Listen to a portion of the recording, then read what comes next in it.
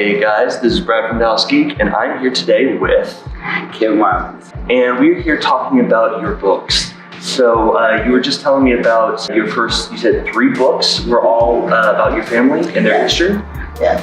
Tell me a little bit about that. The Roux and the Gumbo came about when I was pregnant with my second son. Okay. My grandmother came from California. Okay.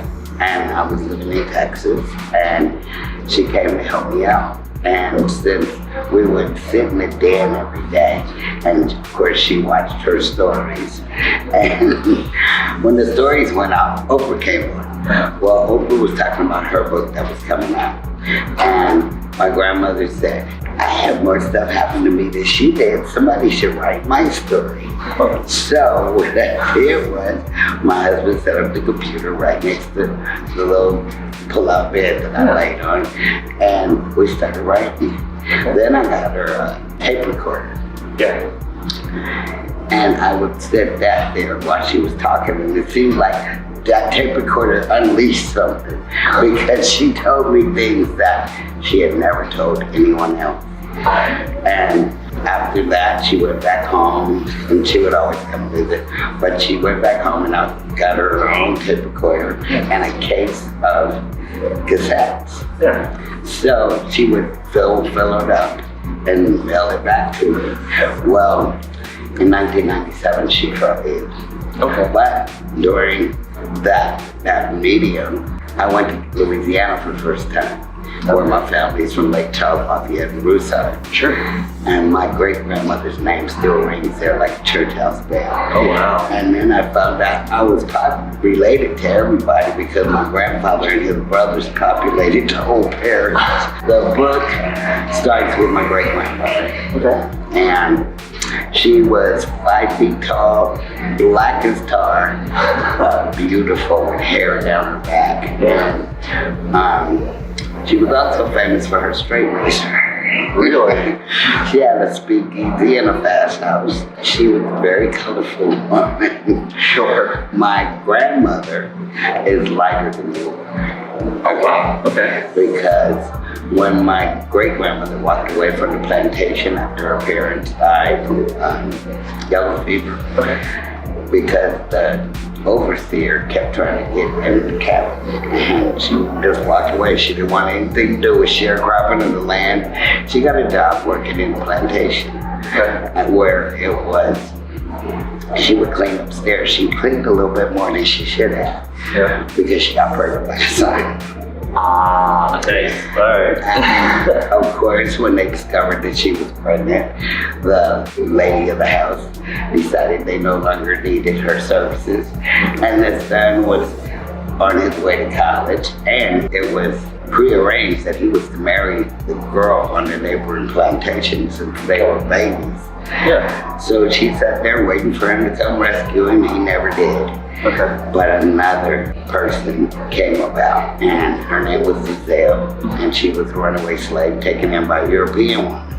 A European woman, and she adopted one another because they were kind of alone in the world. Yeah. And they took Annie in also, which Annie was my great-grandmother. Wow. And after that, it goes on to tell the whole story. There are 2 sequels to that, generational sequels. Okay.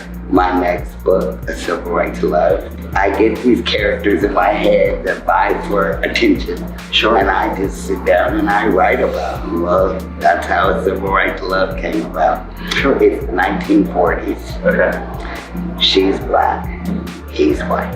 Okay. So I'm very proud of it. Lots of book clubs have picked it up. So. Just by the sound of it, your family story alone is already just so fantastic that I can only imagine how much inspiration that's been able to give you for so many other things to write about. You know, with this story, saying, "Oh, well, what about a story like this over here?" And I mean, that just sounds like it would be such a great source of inspiration. I pick up on the world's not white, the world's not black. None of my books will ever be just black people, because they have to be multicultural, because of the environment. That's important to me. I also add in a lot of true history during Reconstruction era and the Depression. There were so many things that weren't, that are kind of swept under the rug. Well, I just took the whole rug out the room. Obviously, the 3 stories about your family are very much nonfiction, with your creative spin on everything. Mm-hmm. And then you said A Civil Right to Love is very much fiction. Well, they're all fiction. Oh, yes, they're all. Yeah, because I gotta protect the guilty. Sure.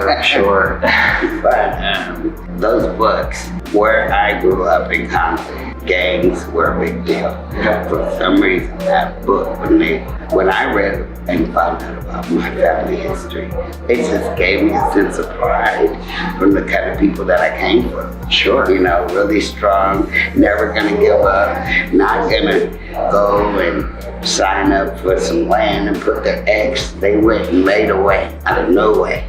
And it inspired me and a lot. I'm the first of 35 grandkids, so Oh, wow. it's just like it inspired them where they was like, well, you know, I got a family that went through everything they went through. I don't need to be out here in these streets doing something that's gonna waste my life. Yeah. And it inspired a lot of them to get out of the game. Do you have any books that are getting ready to come out sometime in the near future?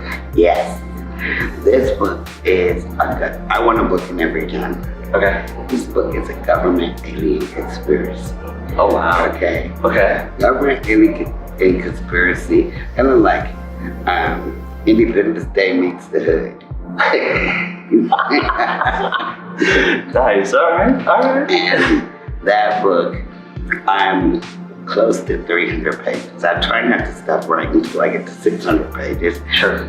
But it'll probably have to be sequels because it just keeps growing and growing and growing. Nice. And so, have any of your books that we've already talked about gotten any kind of awards or recognition? My first book, The Roux and the Gumbo. Okay. Well, one of the publishers that I was with was Geek Press.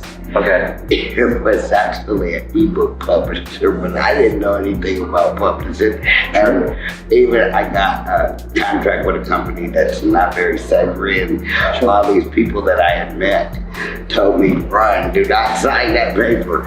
But then Whiskey Creek Press, I researched it and everything. I found out they didn't have anything bad. The Business Bureau was good, so I went with it. And when that book came out, I did what they told me to. I submitted it to lots of coffee time romance places like that. Sure. Well, I started getting all these congratulation emails one day. Okay. And by then I had a Yahoo group. That was in 2005. They were really popular.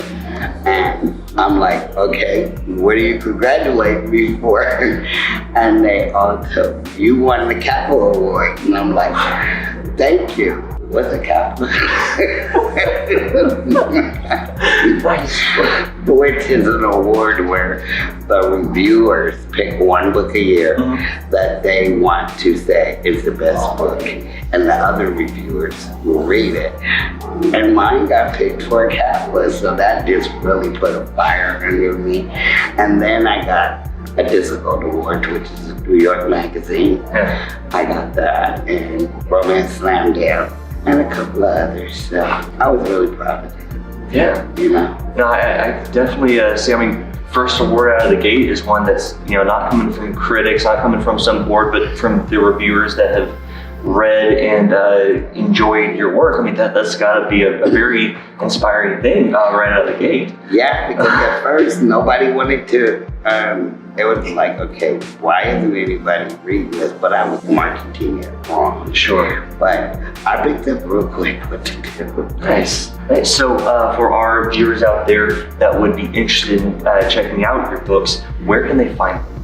www.kim-robinson.com. Of course, they're on Amazon and all the bookstores, Barnes & Nobles, Borders, all those.